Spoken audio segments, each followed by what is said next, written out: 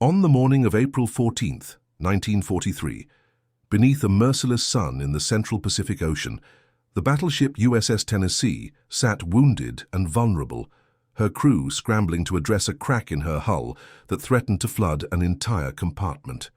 The engineering officers gathered around the damage, their faces etched with concern as they calculated how many days it would take to limp back to Pearl Harbor for proper repairs. They believed they understood their options, confident in their assessment that only a fully equipped naval yard could handle such critical structural damage. Before we dive into this story, make sure to subscribe to the channel and tell me in the comments where you're watching from. It really helps support the channel. What none of those seasoned officers could have imagined was that their salvation would come not from the ship's sophisticated repair equipment, but from a battered wooden crate in the corner of the lower deck, containing what the crew had derisively called Thompson's mail-order junk, a welding kit that would prove more valuable than all the battleship's advanced machinery combined. James Robert Thompson had arrived aboard the Tennessee 3 months earlier, a thin 22-year-old machinist's mate third class from rural Oklahoma, carrying a reputation that preceded him and a mysterious crate that became the source of endless mockery. Thompson had grown up in a farming community where the nearest welding shop was 40 miles away, where broken equipment meant lost crops, and where improvisation wasn't just useful but necessary for survival. His father had taught him to weld using whatever materials they could afford, ordering supplies from catalogs when the local hardware store couldn't provide what they needed. The kit Thompson brought aboard had been assembled over 5 years, each component carefully selected from various suppliers, some ordered from Sears Roebuck, others from small industrial catalogs his father had collected. The whole collection fit into a single wooden crate that Thompson had built himself, reinforced with metal corners and painted a distinctive green that made it easily identifiable. Inside were an oxyacetylene torch with mismatched hoses, a collection of welding rods from different manufacturers, various gauges that didn't quite match standard Navy equipment, and an assortment of clamps and tools that looked like they belonged in a farmhouse shed rather than aboard a modern warship. Lieutenant Commander Richard Halloway, the ship's chief engineering officer, had examined the kit during Thompson's first week aboard with barely concealed disdain. Halloway was a graduate of the Naval Academy, a man who believed in standardization, proper equipment, and following established procedures. He had spent 15 years in the Navy, working his way through various postings on destroyers and cruisers before being assigned to the Tennessee. To him, Thompson's collection represented everything wrong with allowing non-academy men into technical positions. "Thompson," Halloway had said during that first inspection, holding up one of the mismatched welding rods between his thumb and forefinger, like it was contaminated. "This is a United States Navy battleship, not a barn in Oklahoma. We have proper equipment, standardized materials, and trained personnel. I suggest you store this collection somewhere out of the way and learn to use Navy-approved tools." The other machinists' mates had picked up on Halloway's dismissive attitude, and Thompson's kit became a running joke throughout the engineering department. Chief Petty Officer Marcus Webb, a veteran of 20 years who had served on everything from submarines to carriers, would walk past Thompson's storage locker and shake his head with exaggerated concern. Webb was a Philadelphia native who prided himself on knowing proper Navy procedure for every situation, and he found Thompson's rural resourcefulness amusing at best, dangerous at worst. "Hey, Oklahoma," Webb would call out when Thompson was within earshot. "You planning to fix the anchor chain with those baling wire techniques of yours? Maybe we should just order some parts from the Sears catalog and wait for the mailman to deliver them in the middle of the Pacific." The jokes intensified after an incident in February when Thompson had suggested using his kit to repair a minor crack in a support bracket in the engine room. The Navy welder assigned to the task, a cocky second-class petty officer named Vincent Russo from New Jersey, had laughed outright at the suggestion. Russo had trained at the Navy's welding school in Rhode Island, earned top marks in his certification tests, and considered himself an expert in naval metallurgy. "Listen, farm boy," Russo had said, his voice dripping with condescension as he prepared the Navy's standard welding equipment. "I appreciate your enthusiasm, but this isn't fixing a tractor. This is precision work on military-grade steel, Why don't you go swab the deck or something and let the professionals handle this? Thompson had simply nodded and walked away, storing his kit back in his locker, while the other machinists' mates snickered. He understood their skepticism. He had faced it his entire life, from the moment he left Oklahoma and entered the Navy's world of rigid procedures and standardized equipment. But his father had taught him something that these men, for all their training and credentials, had never learned. That sometimes the most reliable tools were the ones you understood completely, even if they didn't come from official suppliers. The Tennessee had been operating in the Pacific Theater for 8 months, providing fire support for various operations and serving as part of the fleet's backbone. She was an older vessel, having been present at Pearl Harbor during the attack in 1941, heavily damaged and subsequently rebuilt with enhanced armor and updated weapon systems. The reconstruction had made her more formidable, but also heavier, and the additional weight put stress on hull sections that hadn't been designed for such loads. On the morning of April 14th, while the Tennessee was conducting routine maneuvers approximately 800 miles southwest of Pearl Harbor, a structural crack appeared in a critical section of the hull near the waterline. The damage was discovered by Ensign David Chen, a young engineering officer from San Francisco who had been conducting a routine inspection of the lower compartments. Chen, despite being only 6 months out of officer training, had developed a reputation for thoroughness that the more experienced officers respected. "Sir, you need to see this immediately," Chen had reported to Holloway, his usually calm voice tight with concern. "Section 42 Alpha, starboard side. There's a crack approximately 18 inches long in the hull plating, and it's growing. I can see water seepage beginning." Holloway had rushed to the location, followed by Webb and several other senior engineering personnel. What they found confirmed their worst fears. A crack that ran diagonally across a welded seam in the hull, the result of stress fractures from the ship's increased weight combined with the constant flexing caused by heavy seas.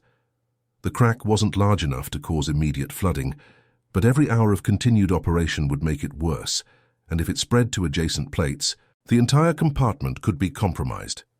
"We need to reduce speed immediately and inform the captain," Holloway said, his mind already calculating the implications. "This requires dry dock repair. We'll have to return to Pearl, probably a week's travel at reduced speed to avoid stressing the hull further." Captain Theodore Morrison received the news in his quarters, where he had been reviewing operational orders for the next month. Morrison was a career officer who had commanded destroyers in the Atlantic before being assigned to the Tennessee, and he understood both the tactical and strategic implications of taking his ship out of service for extended repairs.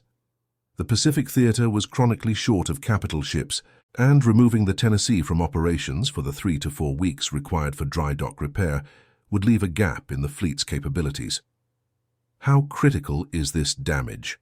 Morrison asked, his weathered face showing the strain of constant decision-making that came with command. "Can we complete our current patrol before heading back?" Holloway shook his head firmly. "Sir, I wouldn't recommend it. The crack is growing, and if we encounter heavy weather or have to conduct high-speed maneuvers, we risk catastrophic hull failure. The safe option is to turn around now and head for Pearl at reduced speed." Morrison stared at the charts on his desk, showing their current position and the operational area they were supposed to patrol. Intelligence reports indicated increased activity by opposing forces in their sector, and the absence of the Tennessee would force the Admiral to redistribute other ships, potentially leaving gaps in coverage. He knew that Holloway was right about the safe option, but safety alone didn't win conflicts. "What if we could repair it here?" Morrison asked. "Temporary repair, something to get us through this patrol, is that possible?"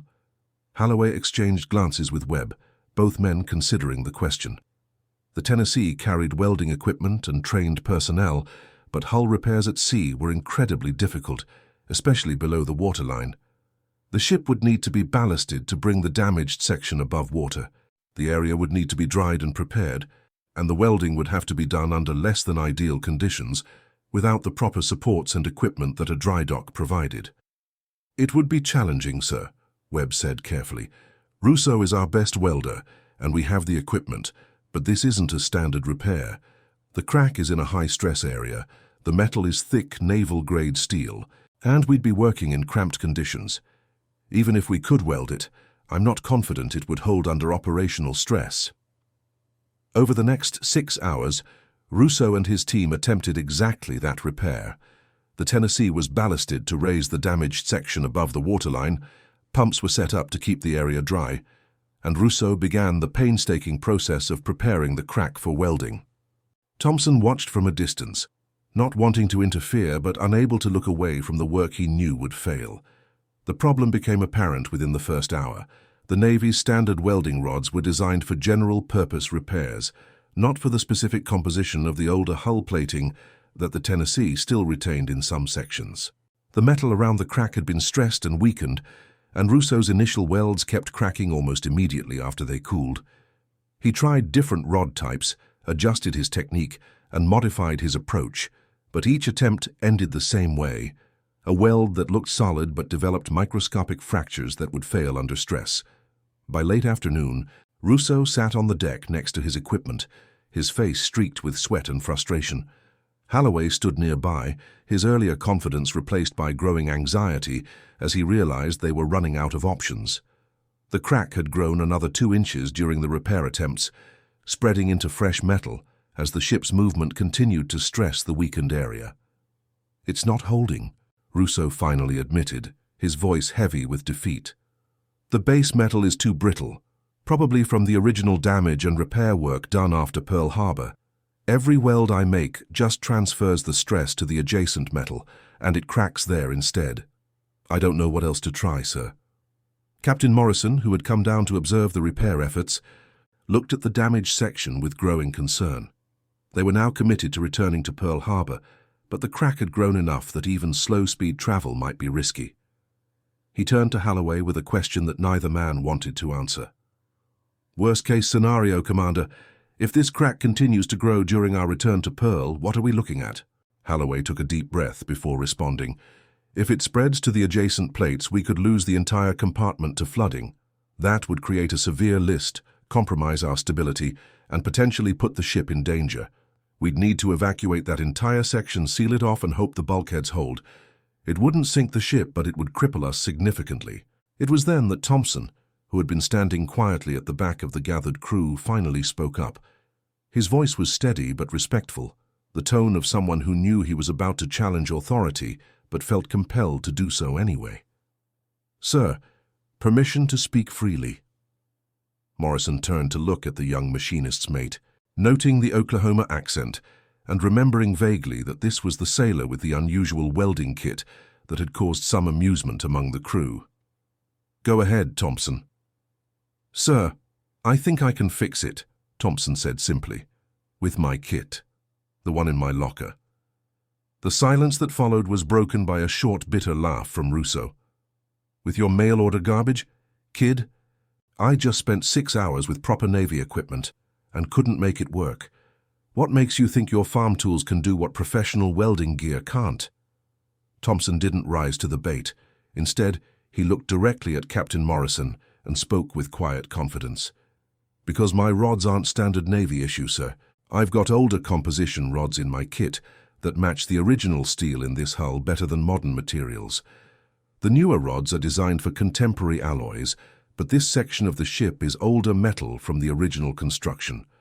My father taught me that matching the rod to the base metal is more important than using the newest technology." Holloway started to object, his face flushing with irritation at the suggestion that this farm boy knew better than trained Navy personnel, but Morrison held up a hand to silence him. The captain had commanded ships long enough to recognize the difference between cocky ignorance and quiet competence, and something in Thompson's demeanor suggested the latter. "Are you saying you have welding rods specifically designed for older steel compositions?" Morrison asked. "How is that possible?" Thompson nodded. "Not designed for it specifically, sir, but compatible with it. Back in Oklahoma, we worked on equipment that was 20, 30, sometimes 40 years old. Couldn't always get new parts, had to repair what we had. My father collected different types of rods for different jobs, older formulations that matched the older metals we were working with. Some of them came from catalogs that specialized in agricultural repair supplies, places that understood farmers were working with ancient tractors and harvesters." Webb spoke up, his skepticism evident. "Even if your rods are compatible, kid, you're talking about a critical hull repair. This isn't a tractor axle. If your weld fails at sea, people could die. You really want that responsibility?" "No, sir," Thompson replied honestly. "But I also don't want to sit here knowing I might be able to help and not trying. If Mr. Russo wants to supervise, make sure I'm doing it right. I welcome that. I'm not trying to show anyone up or prove anything. I just think I can make this work." Morrison looked at Halloway, reading the conflict in his engineering officer's face. Halloway was a by-the-book officer who believed in proper procedures and certified equipment, but he was also pragmatic enough to recognize when conventional solutions had failed. After a long moment, Halloway gave a reluctant nod. "All right, Thompson," Morrison said, "get your kit, but understand this. Russo and Commander Halloway will be supervising every step. You'll explain what you're doing and why before you do it. And if at any point they determine the repair is inadequate, we stop and head for Pearl immediately. Clear?" "Crystal clear, sir," Thompson said, already moving toward his locker. 20 minutes later, Thompson returned with his battered wooden crate, setting it down next to the damaged hull section. The contrast between his makeshift collection and the Navy's standard welding equipment was stark and almost comical. Russo stood with his arms crossed, clearly expecting this entire exercise to be a waste of time, while Halloway watched with the careful attention of someone waiting for the inevitable failure. Thompson opened the crate and began removing components with the ease of long familiarity. His torch was a mismatched assembly, the regulator from one manufacturer, the hoses from another, the handle from a third. But as he assembled it, both Russo and Webb noticed something. Every connection was perfect. Every component maintained meticulously, every gauge calibrated and clearly marked despite the non-standard configuration. "This torch," Webb said slowly, his mocking tone notably absent. "You built this yourself?" "Modified it, sir," Thompson replied as he checked the oxygen and acetylene pressures. "Started with a basic agricultural torch my father ordered from a catalogue, but I've replaced and upgraded components over the years. It's not pretty, but it's reliable, and I know exactly how it behaves under different conditions." Thompson then pulled out his collection of welding rods, each type carefully labeled and stored in separate containers marked with handwritten notes about composition, recommended temperatures and optimal applications. He selected a box marked "Mild Steel, Low Carbon, Pre-1935" and showed it to Russo and Halloway. "This is what I want to use," Thompson explained. "These rods have a composition that's closer to the original steel in this hull. They're not as strong as modern Navy rods in terms of raw tensile strength, but they'll bond better with this older metal because they're chemically similar. The weld will flex with the base metal instead of being harder than it, which means the stress will distribute more evenly." Russo examined the rod skeptically, then looked at the chemical composition marked on the container. Despite his desire to dismiss Thompson's approach, he had to admit the logic made sense. The Navy's modern rods were designed for contemporary steel alloys used in new ship construction, not for the older grades of steel that still existed in sections of older vessels like the Tennessee. "All right," Russo said grudgingly. "I'm listening. Walk me through your approach." For the next 30 minutes, Thompson outlined his repair plan with a level of detail that impressed even Halloway. He explained how he would prepare the crack, how he would preheat the surrounding metal to reduce thermal stress, and how he would build up the weld in multiple passes to ensure proper penetration and bonding. He described his torch technique, adapted from years of repairing equipment where failure meant financial disaster for his family's farm. "The key," Thompson said, "is patience. Navy repairs are often done quickly because ships need to get back into service. But this crack needs a slow approach, letting each pass cool properly before adding the next layer. It'll take longer, but it'll hold." With Captain Morrison's authorization, Thompson began the repair. He started by thoroughly cleaning the crack and the surrounding area, using tools from his kit that looked primitive but did the job effectively. Then he carefully preheated the metal using his mismatched torch, bringing the temperature up slowly and evenly, checking constantly with a simple temperature marker his father had given him. The first pass of the weld took nearly 45 minutes for just 6 inches of the crack. Thompson worked with methodical precision, his movements economical and confident. The torch flame was adjusted constantly, maintaining perfect temperature control despite the awkward position and the cramped working conditions. Russo watched with growing respect, recognizing the skill level that Thompson's technique revealed. "Where did you learn to weld like that?" Russo asked, his earlier condescension completely gone. "My father," Thompson replied without looking away from his work. "He welded for 40 years, fixed everything from plows to water towers, never had formal training, but he understood metal better than anyone I've ever met. He taught me that welding isn't about following a procedure, it's about understanding what the metal is telling you." As the first pass cooled, Thompson checked it carefully with a small magnifying glass from his kit, looking for any signs of porosity or cracking. The weld looked solid, the bead consistent and well bonded to the base metal. He moved on to the next section, maintaining the same slow, careful pace. Hours passed. The sun set, and work lights were brought in to illuminate the repair area. Thompson continued, pass after pass, working his way along the crack with unwavering concentration. Chief Webb had someone bring food and coffee, which Thompson accepted gratefully during brief breaks, but he never stopped for more than a few minutes. The entire crew seemed to sense that something significant was happening, and dozens of sailors found reasons to pass by the work area, watching the farm boy from Oklahoma perform surgery on their ship with mail-order tools. By midnight, Thompson had completed the main weld, filling the crack completely with multiple overlapping passes that bonded seamlessly with the hull plating. But he wasn't finished. He spent another 2 hours grinding and finishing the weld, creating smooth transitions that would minimize stress concentration. Then he applied a final sealing pass, a thin layer that covered the entire repair area, and blended it with the surrounding metal. Finally, at approximately 2 in the morning on April 15th, Thompson set down his torch and stepped back from the completed repair. His hands were shaking from exhaustion, his face was streaked with carbon and sweat, and his eyes were red from hours of staring at bright welding arcs. But the weld was complete, and even in the harsh light of the work lamps it looked solid and professional. Holloway and Russo examined the repair with critical eyes, checking every inch of the weld for flaws. They found none. The bond was excellent, the penetration was deep and consistent, and the surrounding metal showed no signs of stress or cracking. Russo ran his hand along the weld, feeling the smooth transitions and recognizing the level of craftsmanship that had gone into the work. "I'll be damned," Russo said quietly. "This is better than anything I could have done. This is better than anything I've ever seen done outside a fully equipped shipyard."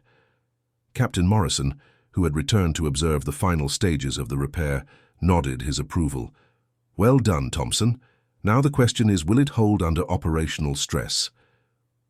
"Only one way to find out, sir," Thompson replied. Over the next 24 hours, the Tennessee was gradually brought back to full operational status. The ballast was adjusted to normal configuration, the pumps were removed, and the ship resumed regular speed and maneuvers. Engineering personnel monitored the repaired section constantly, checking for any signs of stress or leakage. The crack remained sealed. The weld holding firm despite the forces acting on the hull. After 3 days of intensive observation, Holloway reported to Captain Morrison with news that bordered on miraculous. The repair was performing better than the original weld had. The surrounding metal showed no stress cracking. The repaired section was actually distributing loads more effectively than before, and there was absolutely no indication of structural weakness. "It's counterintuitive," Holloway admitted to Morrison during a private meeting in the captain's quarters. "Thompson's rods are technically inferior to our Navy standard materials in terms of raw strength specifications, but by matching the composition more closely to the base metal, he created a repair that behaves as a unified structure rather than a strong patch on weak metal. I wouldn't have believed it if I hadn't seen it." Morrison smiled. "Sometimes, Commander, the best solution isn't the most sophisticated one. It's the one that actually solves the problem." The Tennessee completed her patrol without incident, the repaired hull section performing flawlessly through rough seas, high-speed maneuvers, and all the operational stresses of active service. When she eventually returned to Pearl Harbor 6 weeks later, The repair was examined by the Naval Yard's engineering staff, who were astonished by both the quality of the work and the unconventional methods used to achieve it. Lieutenant Commander Patricia Reynolds, the Naval Yard's chief metallurgical engineer, requested a detailed meeting with Thompson after examining the repair. Reynolds was one of the few women serving in technical positions in the Navy, a graduate of MIT who had fought hard for recognition in a male-dominated field. She found Thompson's achievement fascinating from both a practical and theoretical standpoint. "This shouldn't have worked," Reynolds told Thompson during their meeting, spreading technical drawings and metallurgical analyses across her desk. "According to every standard procedure and specification, your approach violated multiple protocols. But the data doesn't lie. Your weld is superior to what our standard procedures would have produced. I need to understand how you knew that." Thompson explained his father's teachings about matching materials, about understanding metal rather than just following procedures, about the importance of patience and observation over speed and efficiency. Reynolds listened with growing fascination, recognizing in Thompson's folk wisdom principles that matched advanced metallurgical theory she had studied at MIT. "Your father," Reynolds said, "was applying concepts of material compatibility and stress distribution that most formally trained engineers don't fully understand. He figured out empirically what takes years of academic study to comprehend theoretically." News of Thompson's repair spread throughout the Pacific Fleet's engineering community. His mail-order kit, once the source of mockery and jokes, became something of a legend. Other ships requested information about his rod selection and techniques. The Navy's Bureau of Ships initiated a study on material compatibility for repairs to older vessels, citing Thompson's successful approach as justification for revising standard procedures. But perhaps the most significant impact was personal rather than procedural. Russo, who had mocked Thompson's equipment so thoroughly, became one of his strongest advocates and closest friends. He spent hours learning Thompson's techniques, understanding that formal training had taught him procedures, but not necessarily wisdom. Webb apologized publicly for his earlier derision, acknowledging that he had let assumptions about Thompson's background cloud his judgment about the young man's capabilities. Holloway underwent perhaps the most profound transformation. The engineering officer who had believed so firmly in standardization and proper credentials began to question his own rigid thinking.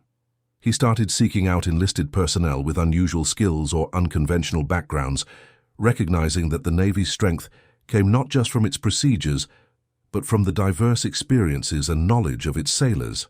"I spent 15 years believing that following the manual was the path to excellence," Holloway confided to Captain Morrison months later. "Thompson taught me that sometimes excellence comes from understanding why the manual exists and when it needs to be adapted. That's a harder lesson than anything the Academy taught me." Thompson continued serving aboard the Tennessee throughout the conflict, eventually earning promotion to machinist's mate first class. His kit remained in its battered wooden crate, still labeled and organized with the same meticulous care his father had taught him. But it was no longer hidden away or mocked. It occupied a place of honor in the machine shop, and younger crew members would often ask Thompson to explain his various tools and techniques, learning from his patient instruction. The Tennessee herself remained operational throughout the conflict, participating in numerous operations across the Pacific. The hull repair Thompson had performed never failed, never required touch-up or reinforcement, never showed any signs of weakness. It outlasted the conflict itself, remaining solid and secure when the ship was eventually decommissioned in 1947. After the conflict ended, Thompson returned to Oklahoma, to the farm where his father still worked with mismatched tools and mail-order supplies. He brought with him commendations, letters of appreciation from officers throughout the fleet, and technical reports that bore his name alongside those of formally trained engineers. But what he valued most was a simple letter from Russo, now serving as a welding instructor at the Navy's training facility in Rhode Island, who wrote, "You taught me that expertise isn't about credentials or equipment. It's about understanding and respecting your craft. I try to pass that lesson on to every student I train." Thompson's father read all the letters and commendations with quiet pride, then took his son out to the equipment shed where Thompson had first learned to weld as a boy. The old man's tools were still there, still organized in their makeshift crates, still labeled with handwritten notes about applications and techniques. "You know what makes me proudest," his father said. "Not that you saved a battleship or impressed all those officers. What makes me proud is that you understood the lessons I tried to teach you, that tools don't make the craftsman, understanding does. That fancy equipment is useless without wisdom, that sometimes the best solution is the simple one, done right." Thompson continued working as a welder and machinist throughout his life, never seeking fame or recognition for his wartime achievement. He taught welding classes at a community college in Oklahoma, where he would tell students about the importance of understanding materials, matching techniques to problems, and respecting their craft. On the wall of his classroom hung a framed photograph of the Tennessee at sea, and occasionally students would ask about it. "That's the ship I served on during the conflict," Thompson would say simply. "She taught me that sometimes you don't need the best equipment, you just need the right approach and the patience to do the work properly." The story of Thompson's repair became part of Navy engineering law, referenced in training materials and technical manuals. The broader lesson, that unconventional solutions sometimes succeed where standard procedures fail, influenced how the Navy approached training and problem-solving in the decades that followed. But the deepest impact was on the individuals who witnessed Thompson's achievement, who learned that competence can come from unexpected sources, and that wisdom shouldn't be dismissed simply because it arrives in a battered wooden crate rather than through official channels. Chief Webb, who retired from the Navy in 1951, would often tell younger sailors about Thompson's repair. "I learned more about engineering from that farm boy with his mail order kit than I did in 20 years of following Navy procedure," Webb would say. He understood something fundamental that we had forgotten, that the goal isn't to follow rules, it's to solve problems. Sometimes those two things align, sometimes they don't. The trick is knowing the difference. The welding kit itself eventually made its way to the Navy's museum collection, donated by Thompson's family after his death in 1998. It sits in a display case now, its mismatched components and handwritten labels preserved behind glass, a testament to the idea that ingenuity and understanding can overcome any limitation of equipment or circumstance. Next to it is a section of hull plating from the Tennessee, showing the weld that held firm through years of operational service, through rough seas and high stress, through everything the Pacific Theater could throw at it. Visitors to the museum often pause at the display, reading the placard that explains how this collection of mail-order tools saved a battleship in the middle of the Pacific Ocean. Some see it as a curiosity, others as inspiration. But for those who understand the deeper lesson, the display represents something profound. That excellence can emerge from anywhere, that expertise isn't always certified by formal institutions, and that sometimes the most valuable tools are the ones carried in a person's mind and heart, rather than in their hands. And that concludes our story. If you made it this far, please share your thoughts in the comments. What part of this historical account surprised you most? Don't forget to subscribe for more untold stories from World War II, and check out the video on screen for another incredible tale from history. Until next time.